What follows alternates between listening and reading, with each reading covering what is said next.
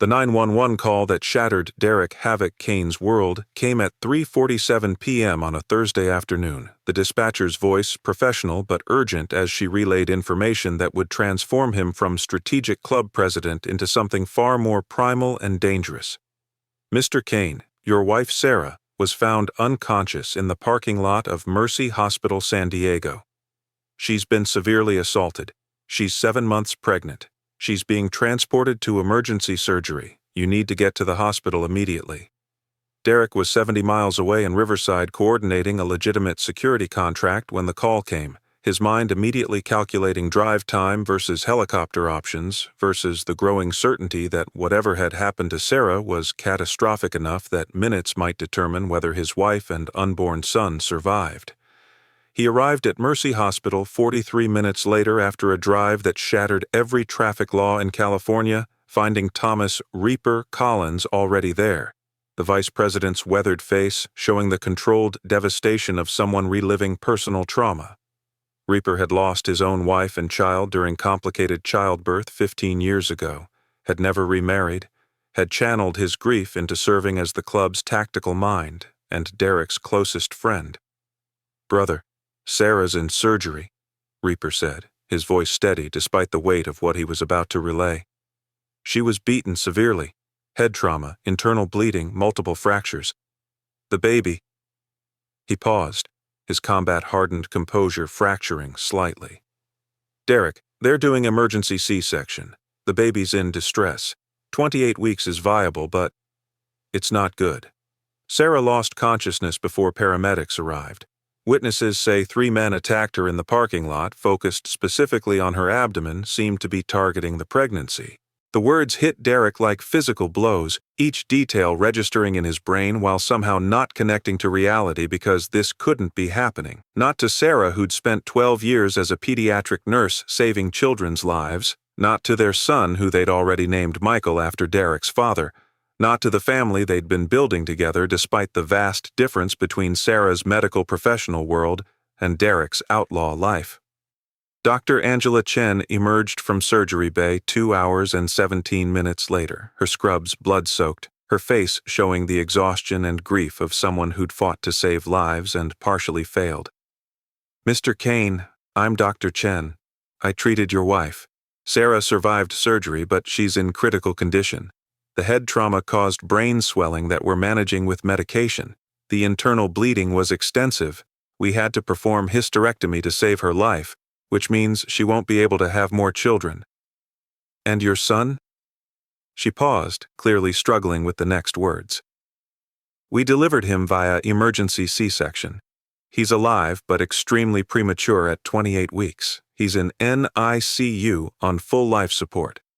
The next 72 hours are critical for both of them." If you're ready to witness how an attack on a pregnant woman triggered the most systematic destruction of a cartel network in Southwest history, how 2,000 Hells Angels coordinated not a traditional massacre but a calculated exposure campaign that destroyed everyone involved through legal prosecution and public shame, and how the real enemy turned out to be wearing a DEA badge instead of cartel colors, hit that like button and subscribe because this story will take you into the darkest corners of corrupt law enforcement, impossible moral choices, and the terrible price of witnessing crimes that powerful people desperately need hidden. Derek stood beside Sarah's ICU bed at 9 p.m., his wife's face barely recognizable beneath the swelling and bruising, her belly now flat where their son had been growing, medical equipment surrounding her creating a cocoon of technology that was simultaneously keeping her alive and serving as visual reminder of how close he'd come to losing everything that mattered. Their son Michael lay in an incubator 3 floors above, his tiny body, barely 3 pounds, covered in wires and tubes, his premature lungs struggling with each breath despite the ventilator doing most of the work. The neonatologist had been cautiously optimistic. 28-weekers have about 90% survival rate in facilities like ours. But every day in utero matters. He's going to face challenges, possible vision problems, developmental delays, lung issues. We're doing everything we can, but the next 3 days will tell us a lot about his trajectory. The security footage from the hospital parking lot that Thomas Reaper Collins obtained through channels he didn't explain showed Sarah's assault in brutal clarity across 4 camera angles. 3 men had waited beside her car, had approached as she'd finished her shift, and had systematically beaten her with focused violence that targeted her pregnant abdomen specifically. The attack lasted 97 seconds before they'd fled in a dark SUV, leaving Sarah unconscious and bleeding in the parking lot where a hospital security guard had found her 6 minutes later. The lead attacker was identified through facial recognition as Vicente El Cuervo Morales, Red Crow's cartel enforcer with a history of violence that included 8 suspected murders. But what made Reaper's tactical mind scream warnings was how deliberately the attack had been positioned for camera coverage, how the assailants had made no attempt to hide their faces or obscure their vehicle, how everything about the assault suggested it was meant to send a message rather than be covert elimination. This was meant to be seen. Reaper told Derek and the 8 senior angels who'd gathered in the hospital conference room that administrators had quietly made available, understanding that restricting access to Derek would create more problems than it solved. Red Crows wanted us to know they did this. They wanted us to see Sarah being beaten, wanted us to watch her losing the baby, wanted us to understand that our families are vulnerable. This is psychological warfare designed to provoke exactly the kind of rage response that would let them ambush us or justify federal crackdown on the club. We need to think tactically, not emotionally, even though every instinct is screaming for immediate blood. Derek's response came with a coldness that made even Reaper, who'd seen combat in Fallujah and Helmand Province, feel a chill of recognition that his president had crossed into territory where tactics and emotion merged into something more dangerous than either alone. We're not attacking blindly. We're destroying systematically. I want to know why Red Crows targeted Sarah specifically. She's a pediatric nurse with no involvement in club business, no connection to anything that would make her a strategic target. This feels personal, which means someone gave them specific information about my wife being vulnerable. Find out who, find out why, and find out everyone involved in the decision chain from whoever provided the information to whoever gave the order to beat my pregnant wife nearly to death. Agent Maria Santos had been investigating DEA corruption for 3 years, specifically tracking a pattern of witnesses and informants who'd died under suspicious circumstances that suggested someone inside the agency was eliminating people who could testify about agent misconduct. Her daughter Rebecca was 34, Sarah Kane's exact age, and the parallel hadn't escaped Maria when she'd first learned about the attack on the pregnant nurse. What connected Sarah's assault to Maria's investigation was location. Mercy Hospital San Diego was where 3 previous witnesses had died from complications over the past 18 months, all while under protective custody, all after receiving medical care that subsequent autopsies suggested was deliberately inadequate. Maria had suspected corruption in the hospital, but hadn't been able to prove it until Sarah Kane's assault provided the catalyst she'd been waiting for. She reviewed security footage from the hospital parking lot and found something that made her investigators' instincts flare. The dark SUV that Vicente Morales and his associates had used was registered to a shell company that traced back to accounts Maria had been tracking in connection with DEA agent Kevin Brooks. Brooks was 48 years old, 23-year DEA veteran, and had been under internal investigation for 6 months based on evidence suggesting he was using cartel contacts to eliminate witnesses who could testify about his own corruption. The pattern was elegant and horrifying. Brooks would identify threats to his operations, would coordinate with Red Crow's cartel to eliminate those threats, would ensure the victims received medical care at Mercy Hospital where corrupted medical staff would allow them to die from complications, and would then use those deaths to further his career by claiming his investigative work had eliminated dangerous criminals who'd unfortunately died from injuries sustained during arrest. Sarah Kane didn't fit the typical pattern. She wasn't a witness to drug trafficking or cartel operations, but Maria's investigation revealed something that made the attack make terrible sense. Sarah had filed a police report 8 weeks ago claiming she'd witnessed a man matching Agent Brooks' description executing someone in the hospital parking lot during her night shift. The report had been dismissed as unreliable because the alleged victim's body had never been found and because Sarah had admitted she'd been exhausted after a 12-hour shift and hadn't gotten a clear look at the shooter's face. But Brooks had apparently taken the report seriously enough to view Sarah as a threat requiring elimination. The assault on Sarah wasn't cartel retaliation. It was corrupt DEA agent using cartel assets to eliminate a witness whose testimony could destroy his career and send him to prison for murder. Dr. Marcus Holloway reviewed Sarah Kane's medical chart at 11:47 p.m. with growing understanding that his gambling debts had made him complicit in attempted murder of a pregnant woman and her unborn child. Holloway was 51 years old, had been OB/GYN at Mercy Hospital for 18 years, and had developed a gambling addiction 3 years ago that had consumed his savings, his home equity, and eventually led to borrowing $500,000 from a loan shark who'd turned out to have Red Crow's cartel connections. The collections had been civilized initially, just phone calls and payment plans. Then they'd become threatening.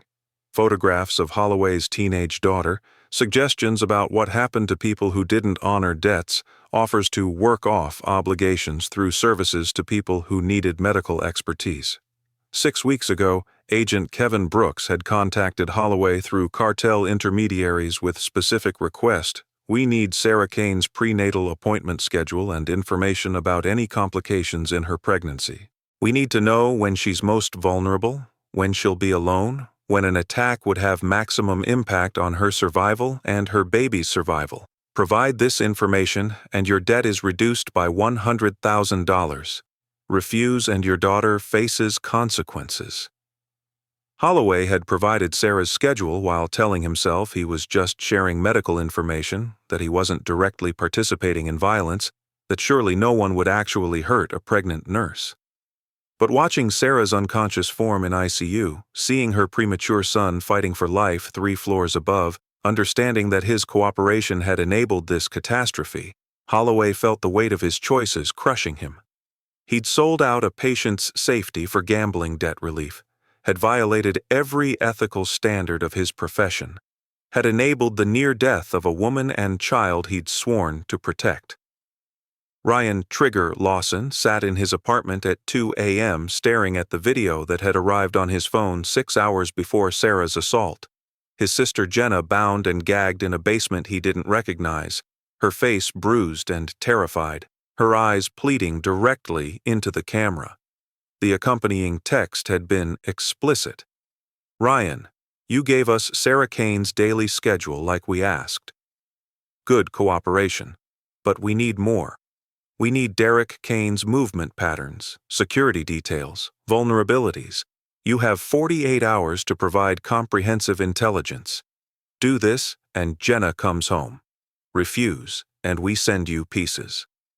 Ryan had been road captain for 6 years, responsible for planning runs and coordinating club movements, trusted by Derek completely. That trust had become a weapon being used against him through his sister's kidnapping 6 months ago. A kidnapping Ryan hadn't reported because the abductors had been clear that involving law enforcement or the club meant Jenna's immediate execution. He'd provided Sarah's schedule believing it would be used for surveillance or intelligence gathering, never imagining they'd use it to time a brutal assault that had nearly killed her and had killed the baby she'd been carrying. The guilt was consuming Ryan, making it impossible to sleep or eat or function as anything except a shell going through motions of loyalty while being eaten alive from inside. He wanted to confess, wanted to throw himself on Derek's mercy and accept whatever punishment the club decided. But confessing meant Jenna's immediate death, meant his sister would die because Ryan had been too weak or too late to save her, meant choosing between 2 impossible options that both led to destruction. The text message that arrived at 2:13 a.m. made his choice for him. "Ryan, we know you're having doubts. We know you're considering confession. Do that, and Jenna dies screaming. Stay silent. Provide Derek's information within 48 hours, and your sister survives." Choose wisely. Isabella Morales found her father Vicente crying in their garage at 4 a.m. The 47-year-old cartel enforcer who'd beaten men to death without hesitation now breaking down with grief and self-hatred that his 16-year-old daughter had never witnessed. "Papa, what's wrong?" Isabella asked in Spanish, her own 7-month pregnancy making the late-night garage discovery more concerning. Vicente looked up at his daughter with eyes that held devastation. "Bella, I did something terrible today. I hurt a woman who was pregnant like you. I beat her so badly she lost her baby. I didn't know she was pregnant when I took the job. They said she was just a witness who needed to be scared into silence. But when I saw her in the parking lot, when I realized she was carrying a child just like you're carrying Mateo, I couldn't stop myself from following the orders I'd already accepted. And now a baby is dead or dying because I'm a monster who hurts innocent people for money." Isabella felt her own baby moving inside her, Mateo, named after her boyfriend who'd been killed in gang crossfire 3 months ago, and understood with crystalline clarity that her father was describing the same kind of violence that had made her a widow at 16. "Papa, who ordered you to hurt this woman? Who pays you to be this monster?" Vicente's response revealed the complex web that had led to Sarah's assault. A DEA agent named Kevin Brooks. He pays Red Crows to eliminate people who threaten him. This woman, Sarah Kane, she witnessed Brooks kill someone 2 months ago. Brooks wanted her eliminated but wanted it to look like complications from her pregnancy so no one would investigate. I was supposed to beat her badly enough that she'd die from internal bleeding or infection, but not so obviously that it would be called murder. I was supposed to kill a pregnant woman slowly, so a corrupt agent could protect his career. Isabella processed this information with the intelligence that had kept her surviving in cartel-adjacent life for 16 years. "Papa, Sarah Kane is the nurse who treated me when I first came to the prenatal clinic. She was kind to me when other staff judged me for being pregnant and unmarried at my age. She made sure I received good care even though I had no insurance or legal status. She saved my life and Mateo's life by diagnosing complication that other providers had missed. And you beat her on a corrupt agent's orders?" The realization that his daughter knew and had been helped by the woman he'd nearly killed broke something in Vicente's face. "Bella, I didn't know. I swear on your life I didn't know she was the nurse who helped you. If I had known, I would have refused the contract regardless of consequences. But I didn't know, and now it's too late, and an innocent woman and baby are dying because I'm exactly the monster you're realizing I am." Father Julian Reyes received Vicente Morales' confession at 6 a.m. in the small Catholic church where he'd served as priest for 30 years before becoming prison chaplain, the sacred space providing sanctuary where Vicente could speak without fear of immediate arrest. Julian had counseled Vicente 10 years ago when the younger man had been struggling with the violence that cartel life required, had tried to guide him toward legitimate work, had ultimately failed to save Vicente from choosing money over morality. "Father, I beat a pregnant nurse yesterday. Her name is Sarah Kane. She's in ICU. Her baby is in NICU. I did this on orders from a corrupt DEA agent who wanted her eliminated as a witness. I came to confess because I can't live with what I've done, can't face my daughter knowing I nearly killed the woman who saved her life. I need you to contact the angels, to tell them I'll surrender myself if they promise to protect Isabella and her baby from Red Crow's retaliation. I need to face consequences for my actions, even if those consequences mean death." Father Julian Reyes made the call to Derek Kane at 7:15 a.m. through intermediary contacts that had been established over years of ministering to people caught between criminal organizations and legitimate society, his voice carrying the weight of someone delivering information that would trigger violence he couldn't prevent but hoped to channel toward justice rather than simple revenge. "Mr. Kane, my name is Father Julian Reyes. I'm a prison chaplain. Vicente Morales came to me this morning to confess his role in attacking your wife. He wants to surrender to your custody in exchange for protection of his pregnant 16-year-old daughter Isabella from cartel retaliation. He's prepared to provide complete testimony about who ordered the attack and why. He understands you'll likely execute him, but he's choosing that death over living with what he did to Sarah and your son. Derek listened with the controlled focus of someone processing tactical intelligence while managing rage that threatened to override strategic thinking, his mind immediately recognizing that Vicente's confession offered something more valuable than his death: leverage to destroy everyone involved in the conspiracy that had nearly killed his family. Father Reyes, I'm not promising Vicente anything except this. If his information leads to everyone responsible for Sarah's assault facing consequences, legal or otherwise, then Isabella receives Angel's protection until she delivers her baby and gets established somewhere safe. Vicente faces club justice for what he did to Sarah, but his daughter doesn't pay for his crimes. That's the only deal available. He has 2 hours to decide. The calculation was cold but necessary. Executing Vicente immediately satisfied rage but eliminated a witness who could expose the corrupt DEA agent and doctor who'd orchestrated everything. Letting Vicente provide testimony first, then facing consequences, served both justice and vengeance in ways that simple murder couldn't achieve. Thomas Reaper Collins coordinated the safe extraction of Vicente Morales at 9:30 a.m. The tactical operation involving 12 angels positioned around Father Reyes's church to ensure Red Crow's cartel couldn't interfere with Vicente's surrender. Vicente emerged from the church with his hands raised, his face showing the exhausted acceptance of someone who'd already surrendered internally and was just waiting for the external formality to catch up. I'm Vicente Morales. I beat Sarah Kane. I'll tell you everything about who ordered it and why. But first, I need your word that Isabella, my daughter, receives protection. She's 16 and 7 months pregnant. The nurse I nearly killed saved her life 3 months ago. My daughter deserves better than paying for my sins. Reaper's response was immediate. Your daughter gets protection. You get interrogation, and then you get judgment. Load him up. The interrogation happened in a soundproof warehouse that the angels maintained for exactly these situations. Conversations that needed to occur outside law enforcement oversight, but that would ultimately serve legal prosecution through information provided to authorities through untraceable channels. Vicente spent 4 hours providing comprehensive testimony about Agent Kevin Brooks's operation. 12 witnesses. Brooks had eliminated over 3 years using Red Crow's cartel as his enforcement arm, 6 corrupt medical professionals including Dr. Holloway who enabled deaths at Mercy Hospital through deliberately inadequate care, and the entire financial network that Brooks had built to launder his cartel payments through legitimate businesses.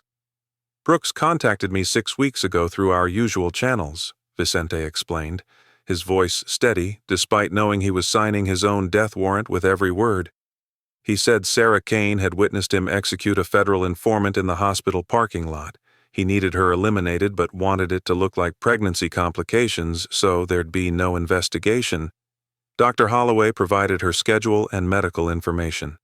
I was paid $50,000 to beat her severely enough that she'd die from internal bleeding or infection within 48 hours. Derek listened to Vicente's confession with focused intensity, his hands clenching involuntarily as he processed that his wife and son had been targeted not for anything related to the club, but because Sarah had witnessed a murder and had the integrity to report it despite her exhaustion. You knew she was pregnant. You saw her belly, and you still beat her. Vicente's face showed genuine remorse that did nothing to diminish his guilt. I knew. I saw. And I followed through anyway because I'm a coward who chose $50,000 over refusing to murder an innocent woman and her baby. I don't expect forgiveness. I expect execution. But Mr. Kane, before you kill me, use what I've told you to destroy Brooks and everyone who enabled this. Make my daughter's godmother's suffering mean something beyond just revenge. Expose the entire corrupt system that turned a DEA agent into a serial killer who uses cartels as his death squad. Agent Maria Santos received the anonymous package at 11:47 a.m. 4 hours of Vicente Morales's recorded confession, financial records showing Agent Kevin Brooks's cartel payments, communications between Brooks and Dr. Holloway, and, most damningly, surveillance footage from the hospital parking lot showing Brooks executing the federal informant that Sarah Kane had witnessed. The package included a typed note. Agent Santos, this evidence documents DEA agent Kevin Brooks using Red Crow's cartel to eliminate witnesses, including Sarah Kane, who witnessed his murder of a federal informant. We're providing this because legal prosecution serves justice better than execution, because Sarah Kane deserves to see her attacker face consequences through the system she believed in when she reported what she witnessed. You have 48 hours to arrest Brooks before we handle him ourselves. Concerned citizens who believe in accountability. Maria spent 2 hours verifying the evidence's authenticity before rushing it to her supervisor with emergency request for warrants targeting Brooks, Dr. Holloway, and 6 other medical professionals named in Vicente's testimony. This is comprehensive evidence of the corruption I've been investigating for 3 years, Maria explained during the emergency briefing with DEA Internal Affairs. Brooks has been using Red Crow's cartel to eliminate witnesses and informants who threatened his operations. Sarah Kane witnessed him commit murder, reported it to police, and was nearly killed in an attack that Brooks orchestrated through cartel proxies. We have his communications, his financial records, his pattern of eliminations going back 3 years. Everything we need to arrest him immediately before he disappears or eliminates more witnesses. The warrants were approved within 4 hours, federal prosecutors recognizing that the evidence, despite its questionable provenance, was too comprehensive and corroborated to ignore. Dr. Marcus Holloway received the call from Agent Brooks at 2:34 p.m., the DEA agent's voice carrying panic that Holloway immediately recognized as dangerous. Marcus, Internal Affairs is executing warrants on my office right now. They have evidence about Sarah Kane, about the witnesses I've eliminated, about our financial arrangements. Someone talked, probably Vicente after the angels grabbed him. You need to destroy any records connecting you to me. Need to establish alibis for the times we met. Need to prepare for federal investigation that's coming for both of us. Holloway felt his carefully constructed life collapsing as he understood that his gambling debts had led him not just to violating medical ethics, but to becoming accessory to attempted murder of a pregnant patient. Kevin, they're going to find everything. My provision of Sarah's schedule, my role in letting previous witnesses die from complications, my payments from your shell companies, it's all documented in hospital systems I can't erase without leaving evidence of destruction. We're finished. Brooks's response revealed the desperation of someone whose carefully managed corruption was being exposed. Then we eliminate the primary witnesses before they can testify. Sarah Kane is still in ICU. Vicente is in Angel's custody, but we can find him. Dr. Chen, who treated Sarah and might have noticed the pattern of previous suspicious deaths, she's vulnerable. We have maybe 24 hours before arrests happen. Use that time to tie up loose ends or spend the rest of our lives in federal prison. Holloway wanted to refuse, wanted to draw a line at actively murdering more people to cover up the murder he'd already facilitated. But his medical license, his freedom, his daughter's future, all of it depended on Brooks's network staying hidden. I can arrange for Sarah's medication to be adjusted in ways that would cause cardiac arrest that looks like complication from her injuries. But Kevin, this is the last time. After this, I'm done. I'm not becoming a serial killer to protect your corruption. Ryan Trigger. Lawson walked into Derek Kane's hospital room at 4 p.m. with a confession that felt like swallowing broken glass, his road captain patch seeming to burn against his chest as he prepared to admit betraying his president's wife to save his sister. Derek, I need to tell you something that's going to make you want to kill me. 6 months ago, Red Crows kidnapped my sister, Jenna. They've been holding her hostage, torturing her. sending me videos to force my cooperation. They demanded Sarah's schedule and daily patterns. I gave them the information thinking they just wanted surveillance intelligence. I didn't know they were planning to beat her, didn't know about the pregnancy targeting, didn't know Brooks was using them to eliminate a witness, but my cooperation enabled them to time the attack perfectly. I'm the reason Sarah was vulnerable when Vicente hit her. I'm sorry doesn't even begin to cover what I've done. Derek stared at his road captain, a man he'd trusted for 6 years, had relied on for tactical planning, had considered a brother, and felt something break inside his chest that wasn't rage but something colder and more permanent. The understanding that betrayal from within hurt worse than any external attack because it poisoned the trust that made brotherhood possible. Where is Jenna now? Ryan's response carried the exhausted defeat of someone who'd already lost. Still held by Red Crows as insurance against my continued cooperation. They texted me this morning demanding your security details, threatening to kill her if I confessed or refused. I'm choosing to confess anyway because I can't keep betraying the club, can't keep enabling attacks on our families, can't live with being the reason Sarah nearly died. I accept whatever judgment you decide, but Derek, please try to save Jenna. She's innocent in this. She doesn't deserve to die because I was too weak to ask for help when she was taken. Derek's response came after 30 seconds of silence. Ryan, you're out bad. You betrayed my wife, enabled her assault, put my son in NICU fighting for his life. The fact that you were coerced doesn't erase what you did. It just explains it. Reaper will coordinate a rescue operation for Jenna within 12 hours. If we save her, if she survives, she goes into protective custody away from California. You never see her again because your presence in her life makes her a target. And Ryan, after we rescue Jenna, you disappear. You leave the state, you change your name, you build a life somewhere else. If I see you again, if you ever come back to San Diego, the mercy I'm showing you today evaporates and you face the execution you've earned. Understand? Ryan nodded, tears streaming down his face, understanding that exile from the club and his sister was somehow worse than execution would have been, because it meant living with his choices rather than escaping them through death. The coordinated arrests of Agent Kevin Brooks and Dr. Marcus Holloway happened at 6:47 p.m. with the kind of public spectacle that ensured maximum media coverage. Brooks taken into custody at DEA headquarters by internal affairs agents while his colleagues watched. Holloway arrested at Mercy Hospital in front of medical staff who'd trusted him for 18 years. The charges were staggering. Brooks facing 17 counts of conspiracy to commit murder, corruption, obstruction of justice, and using his DEA authority to facilitate cartel operations.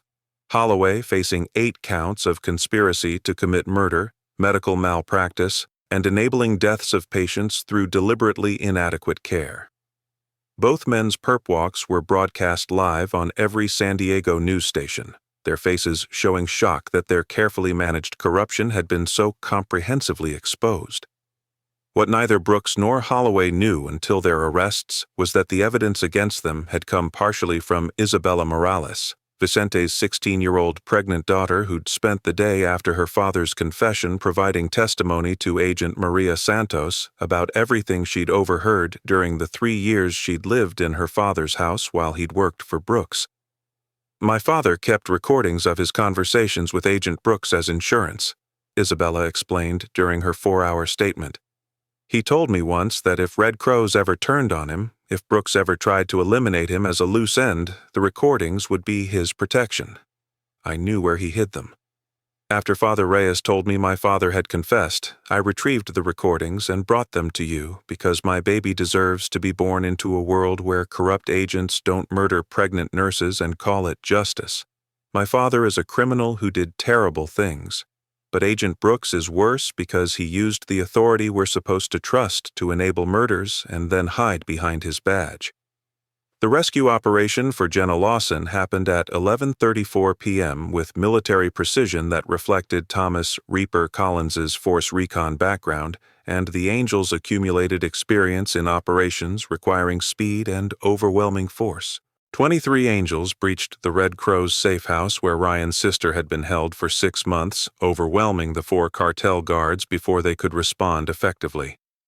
They found Jenna in a basement room showing evidence of 6 months of captivity and intermittent torture, malnutrition, untreated injuries, psychological trauma that would require years of therapy to process.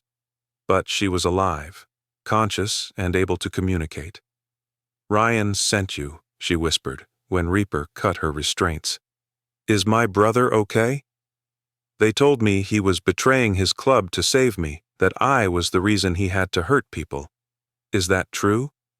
Reaper's response was honest in the way that combat veterans learned to be when lies would cause more harm than truth. "Your brother Ryan made impossible choices under threat. He provided information that enabled an attack on our president's pregnant wife. He betrayed the club to protect you. And now you're safe, he's in exile, and you'll never see him again because that's the price of his betrayal and your survival. I'm sorry your brother's choices put you in this position. I'm sorry you were used as leverage to force his cooperation, and I'm sorry that being rescued means losing your family because Ryan can't be part of your life anymore without making you a target. But you're alive, Jenna. That's what Ryan sacrificed everything to ensure. Don't waste the life he gave up his brotherhood to protect." Sarah Kane regained consciousness at 1:47 a.m., 34 hours after the assault that had nearly killed her and had killed the son she'd been carrying. Her first words asking about Michael before she'd even fully oriented to where she was or what had happened. "My baby. Where's Michael? Is he okay?" Derek held her hand with a gentleness that contrasted sharply with the violence he'd been orchestrating for the past 36 hours, his voice breaking as he delivered news that no parent should have to hear. "Michael's alive. He's in NICU 3 floors up. 28 weeks premature. Fighting hard. The doctors say his next 48 hours are critical. Sarah, they had to do emergency C-section. You had internal bleeding. They had to perform hysterectomy to save your life. Michael is our only child. There won't be others." He watched his wife process this information. The loss of future children, the premature birth of their son, the realization that her body had been permanently altered by an attack she couldn't yet remember clearly. "Who did this to me?" Sarah asked, her nursing training helping her compartmentalize medical trauma from the need for information. Derek's response was carefully calibrated to provide truth without overwhelming her.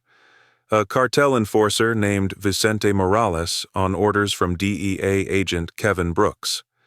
You witnessed Brooks kill someone in this hospital's parking lot 2 months ago. You reported it. Brooks decided to eliminate you as a witness by ordering an attack that would look like pregnancy complications. Vicente beat you. Dr. Holloway, your OBGYN, provided your schedule and was supposed to let you die from complications. Agent Maria Santos arrested both Brooks and Holloway 6 hours ago. Vicente is in custody providing testimony. Everyone who hurt you is facing consequences." He paused before adding the truth she deserved to know. "And Sarah, our road captain Ryan provided information that enabled the attack. He was being coerced through his sister's kidnapping. We rescued his sister. Ryan is exiled. He's alive, but he's not part of the club anymore." Sarah processed this information with the analytical mind that had made her an excellent pediatric nurse, her professional experience providing framework for understanding how systems could be corrupted and people could be coerced into terrible choices. "Is Vicente's daughter Isabella okay?" "She's one of my prenatal patients. 16 years old, 7 months pregnant, no family support except her father. If Vicente is in custody providing testimony, Isabella needs medical care and protection." The fact that Sarah's first thought after learning about her assault was concern for her attacker's pregnant daughter revealed the character that had made Derek fall in love with her 12 years ago. The ability to see people as complex rather than simply categorizing them as good or evil. the determination to protect vulnerable patients regardless of their family connections or circumstances. Isabella is being protected, Derek assured her. She's receiving prenatal care. She testified against Agent Brooks using recordings her father kept as insurance. Her baby will be born safe even if her father faces execution for what he did to you. Father Julian Reyes mediated the meeting between Sarah Kane and Vicente Morales 3 days after Sarah regained consciousness, the encounter happening in a secure room at an undisclosed location where Vicente was being held pending his testimony in Brooks's federal prosecution. Sarah had requested the meeting despite Derek's objections, despite her doctor's concerns that the psychological trauma might set back her recovery, despite the Angels' general opposition to their president's wife confronting her attacker. "I need to understand why," Sarah had explained to Derek. "I need to look at the man who beat me and killed our son and hear from him directly what could possibly justify that choice. I need this for my healing, Derek. Please trust me." The meeting was monitored by 6 angels, including Reaper, medical staff on standby in case Sarah's condition deteriorated, and Father Reyes serving as mediator to prevent the confrontation from escalating beyond what Sarah could handle. Vicente sat across from Sarah with chains on his wrists and ankles, his face showing the weight of 3 days spent providing testimony that would send Agent Brooks and Dr. Holloway to prison for life while condemning himself to whatever justice the angels decided to dispense. "Mrs. Kane, I don't expect forgiveness. I don't deserve it. I beat you knowing you were pregnant. I followed orders to eliminate you as a witness knowing it meant killing your baby and probably killing you. I did this for $50,000 because I'm exactly the monster you're realizing I am. The only thing I can offer is complete honesty about why I did it and complete cooperation to destroy everyone who ordered it. Your baby Michael is alive because doctors were able to save him despite what I did. That survival isn't my doing. It's despite me. But Mrs. Kane, I want you to know that seeing you in that parking lot, seeing your pregnant belly and understanding what I was about to do, that broke something in me. When I learned you were the same nurse who saved my daughter Isabella's life 3 months ago, I wanted to die from the guilt. I deserve whatever punishment Mr. Kane decides, but I hope my testimony destroys Brooks and Holloway and prevents them from hurting anyone else." Sarah listened with the professional composure of a nurse who'd heard difficult truths from patients and families throughout her career, her voice steady when she finally responded, "Mr. Morales, you took something from me that can never be restored. The pregnancy I'll never have again. The version of Michael who would have been born healthy at full term instead of fighting for his life at 28 weeks. The sense of safety I had before understanding that witnessing a crime could result in being targeted for elimination. But you also chose to provide testimony that exposed a corrupt DEA agent who would have continued murdering witnesses and using your cartel as his personal death squad. You chose to protect Isabella even knowing it meant facing execution. You chose to tell the truth when lying might have saved your life. That doesn't erase what you did to me, but it means your last choices were better than your earlier ones. I hope whatever justice you face takes that into account, not as excuse but as recognition that people can choose to be better than their worst moments." The coordinated multi-club response that Derek "Havoc" Kane mobilized wasn't the traditional massacre that cartel violence or outlaw mythology might have predicted, but something far more calculated and devastating. 2,000 Hells Angels from chapters across California, Nevada, and Arizona converging on San Diego, not to attack Red Crow's cartel directly, but to create visible pressure that forced every level of government to acknowledge and prosecute the corruption that had nearly killed Sarah Kane. The mobilization began 72 hours after Sarah's assault, coordinated through encrypted communications that Thomas Reaper Collins managed with military precision. By dawn on the 4th day, motorcycles lined every street surrounding federal courthouses, DEA offices, and Mercy Hospital, a demonstration of force that was completely legal but unmistakably threatening in its scale and discipline. "We're not here to start a war," Derek announced during a press conference that drew national media attention, his statement carefully crafted to frame the angels as protectors rather than aggressors.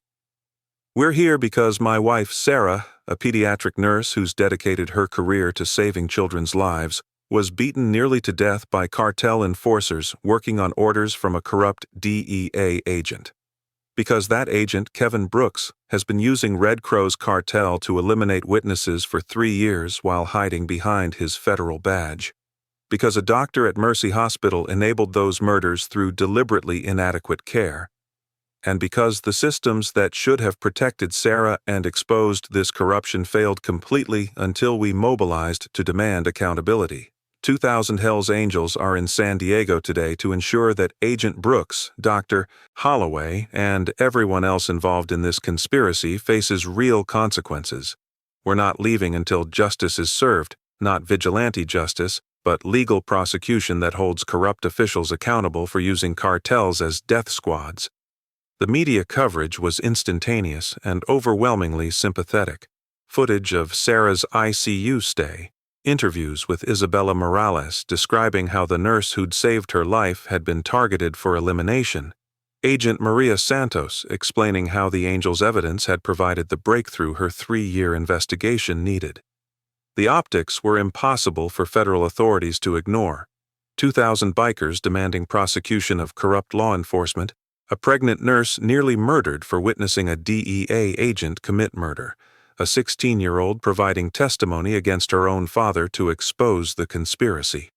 Within 48 hours of the mobilization, the U.S. Attorney General announced federal task force to investigate corruption at DEA's San Diego office. Mercy Hospital suspended 6 medical professionals pending investigation, and Red Crow's cartel operations in Southern California collapsed as members scattered to avoid the law enforcement attention the angels had deliberately focused on the organization.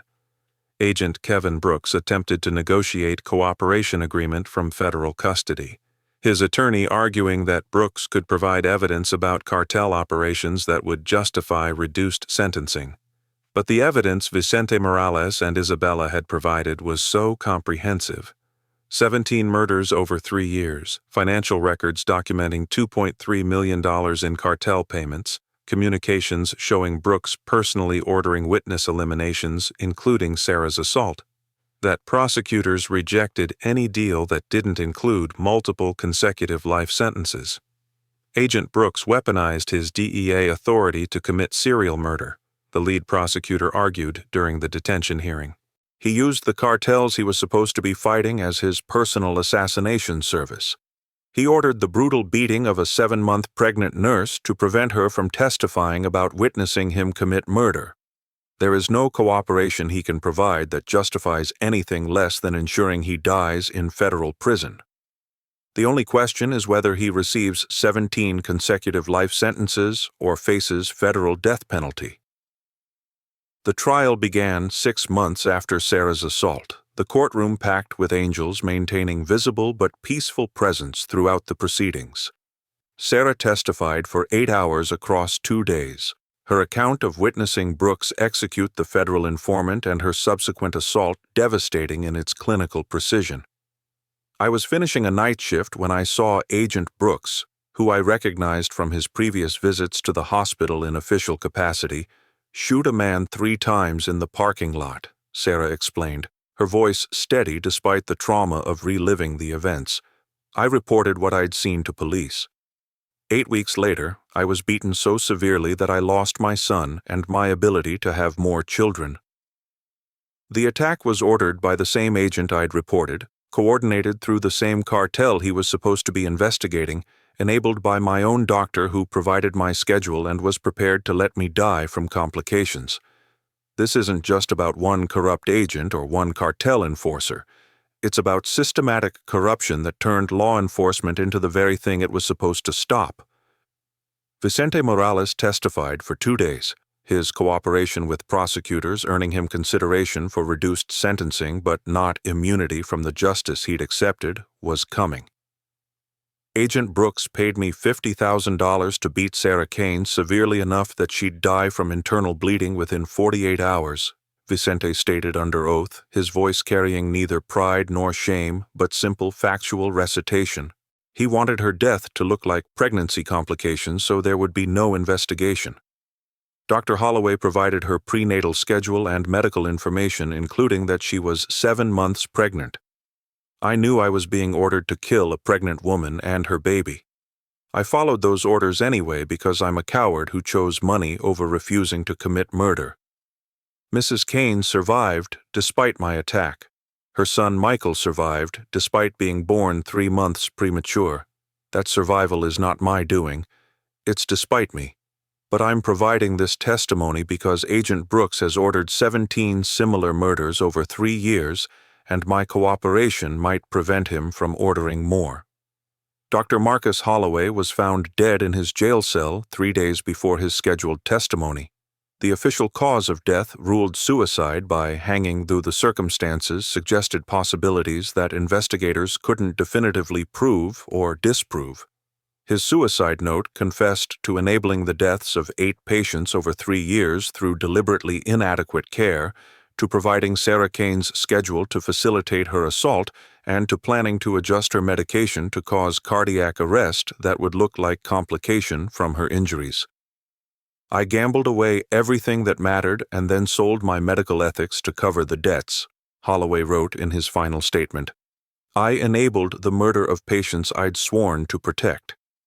I helped plan the killing of a pregnant nurse whose trust I'd violated. I deserve whatever judgment comes, but my daughter deserves better than having a father remembered only as a monster who betrayed his profession for cartel money. I'm ending my life before the trial forces my daughter to hear testimony about everything I've done. It's the last choice I can make that protects her from my evil. Agent Kevin Brooks was convicted on all 17 counts of conspiracy to commit murder after jury deliberation lasting 9 hours, the evidence so overwhelming that his defense had focused entirely on avoiding death penalty rather than claiming innocence. He was sentenced to 17 consecutive life terms without possibility of parole, the judge's statement making clear that Brooks had betrayed everything law enforcement represented. Agent Brooks, you were given authority to fight cartels and protect citizens. You used that authority to commit serial murder. You turned your badge into a license to kill anyone who threatened you. You ordered the brutal assault of a pregnant nurse who'd witnessed you commit murder. You corrupted medical professionals to enable the deaths of patients under their care. You represent the worst betrayal of public trust that this court has ever encountered. You will spend the rest of your life in the most restrictive federal custody available, with no possibility of parole, no opportunity for reduced sentencing, and the absolute certainty that you will die in prison as punishment for the 17 lives you took and the countless others you damaged through your corruption.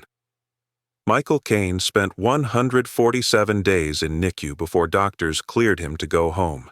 His premature birth creating complications that required respiratory support, feeding tubes, and constant monitoring. Derek and Sarah took turns maintaining bedside vigil throughout those 5 months, their marriage strengthened by shared crisis despite the trauma that had precipitated it.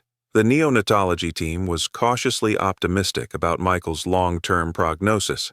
28 weekers face challenges, but Michael has shown remarkable resilience, Dr. Patricia Valdez explained during the discharge conference.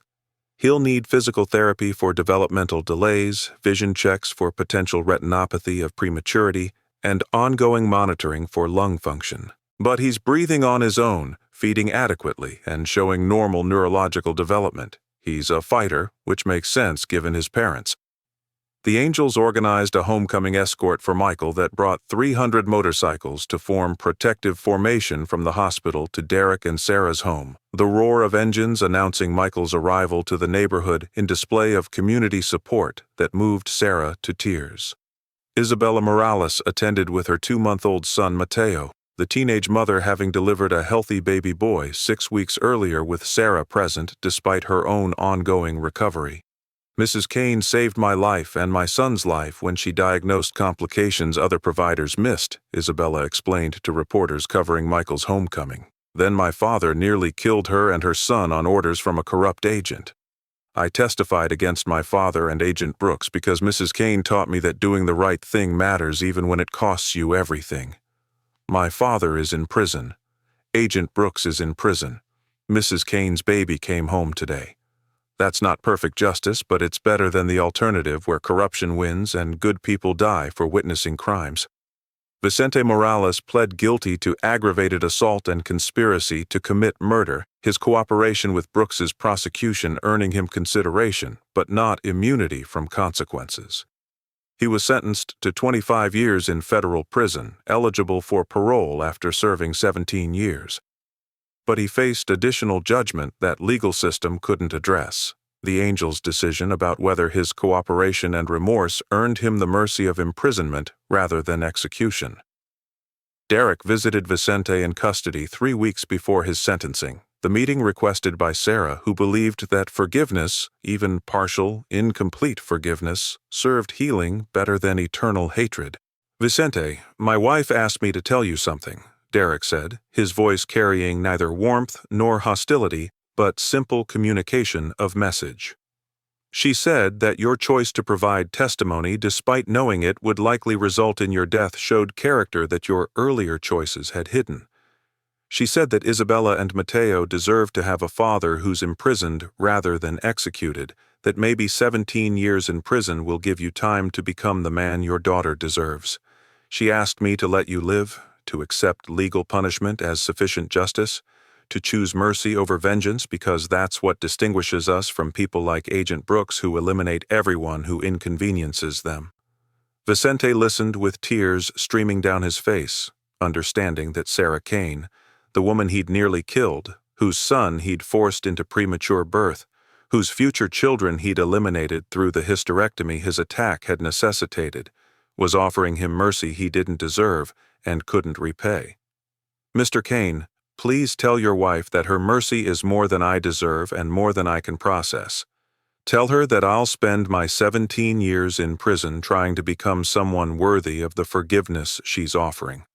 Tell her that every day I'll remember what I took from her and try to be better than the monster who followed Brooks's orders. And tell her that Isabella and Mateo will know about her kindness, will understand that the nurse who saved their lives also saved mine through mercy that transcended what I'd done. That's a legacy worth living for even in prison." Thomas "Reaper" Collins died 7 months after Sarah's assault, killed not in dramatic confrontation, but in the quietest and most devastating betrayal, shot by Ryan "Trigger" Lawson, who'd returned to San Diego despite exile, driven by guilt and mental breakdown to eliminate the man who'd coordinated his sister Jenna's rescue and his own banishment. Ryan had been drinking for 3 days, his psychological collapse fueled by isolation and self-hatred, when he'd convinced himself that Reaper was responsible for separating him from his sister and destroying his life. The shooting happened outside the clubhouse at 11:47 p.m., Ryan's 3 shots hitting Reaper in the chest before other angels could respond. Reaper died within minutes, his last words asking that Ryan receive mental health treatment rather than simple execution. Brother was broken, not evil, needs help, not death. The funeral that the angels organized for Thomas Reaper Collins drew 12,000 people. Bikers from across the country, Marines from his Force Recon Unit, families he'd helped through his tactical expertise and quiet mentorship. Derek delivered the eulogy with voice breaking in ways he'd never allowed himself to show publicly. "Reaper was my vice president, my tactical mind, my closest friend for 15 years. He was Force Recon Marine who brought military discipline to club operations. He was the man who planned the rescue of Ryan's sister Jenna even after Ryan's betrayal. He was the person who coordinated the 2000 biker mobilization that forced Brooks's prosecution and exposed the corruption that nearly killed Sarah.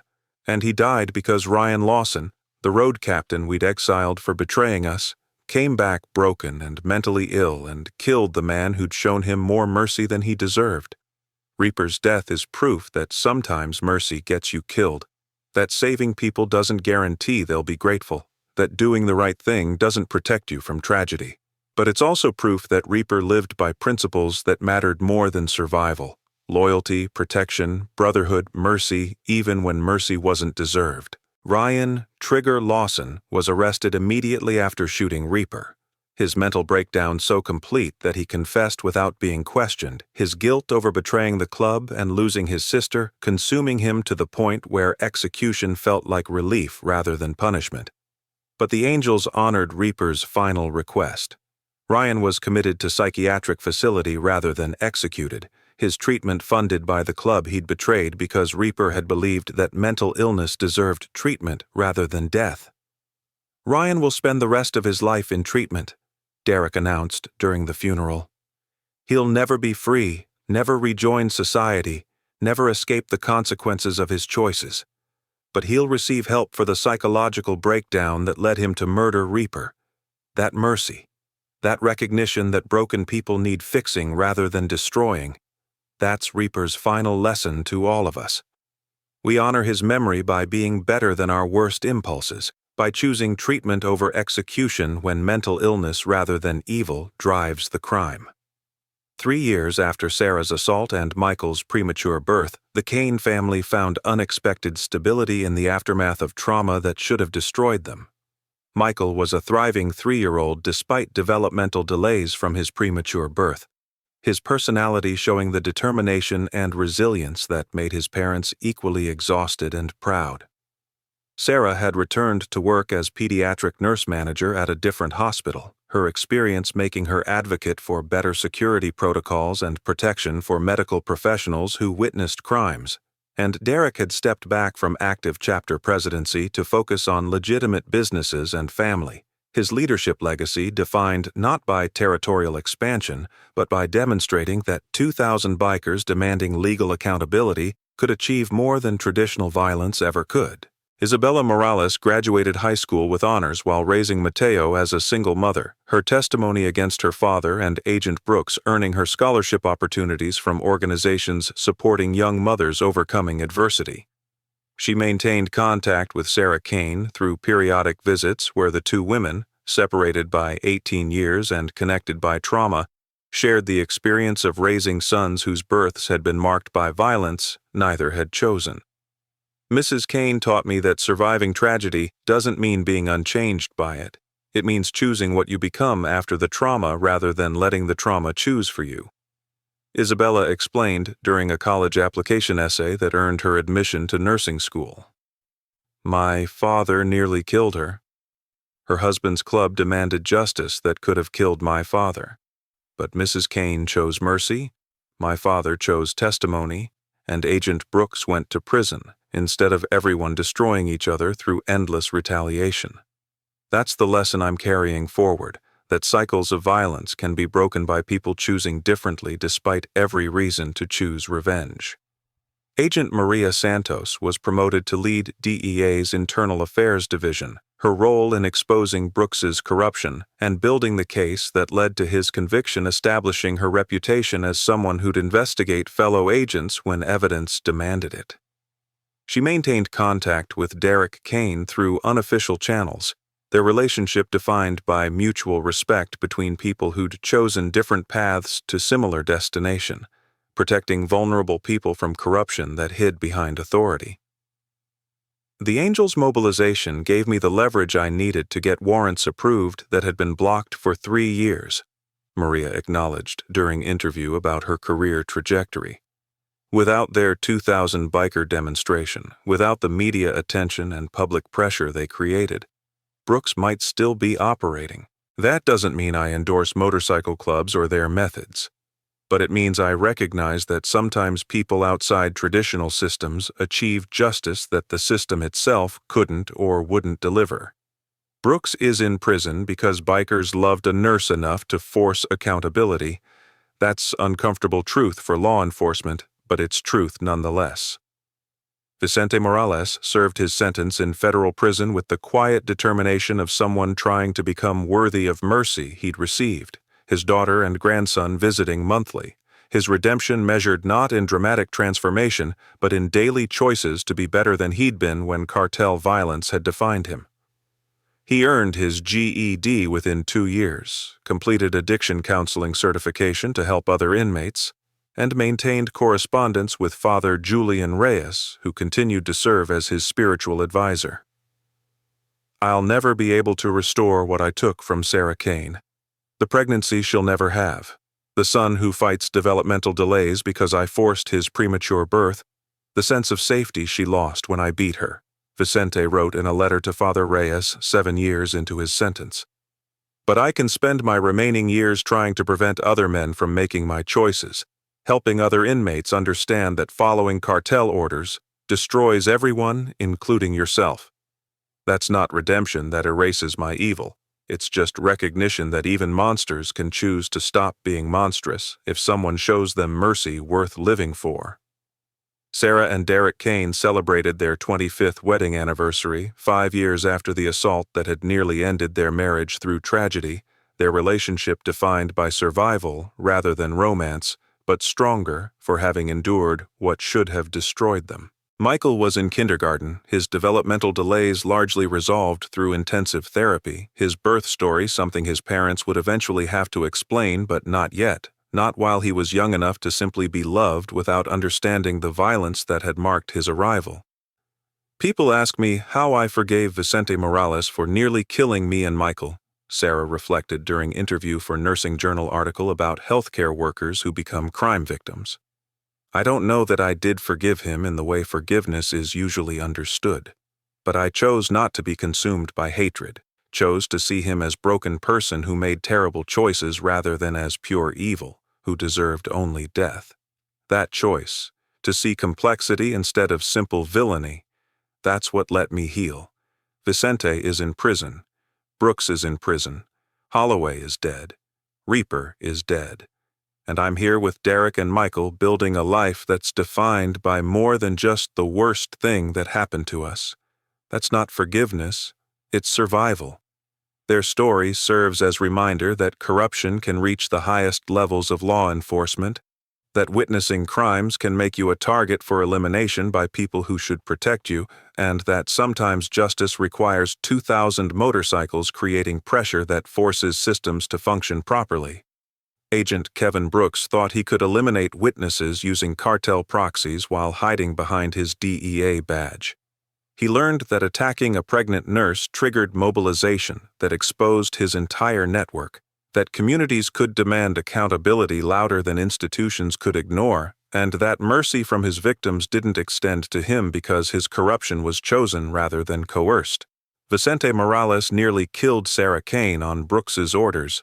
He received mercy because he chose testimony over silence, because his daughter provided evidence that destroyed Brooks, because Sarah chose to see his humanity despite his monstrous choices.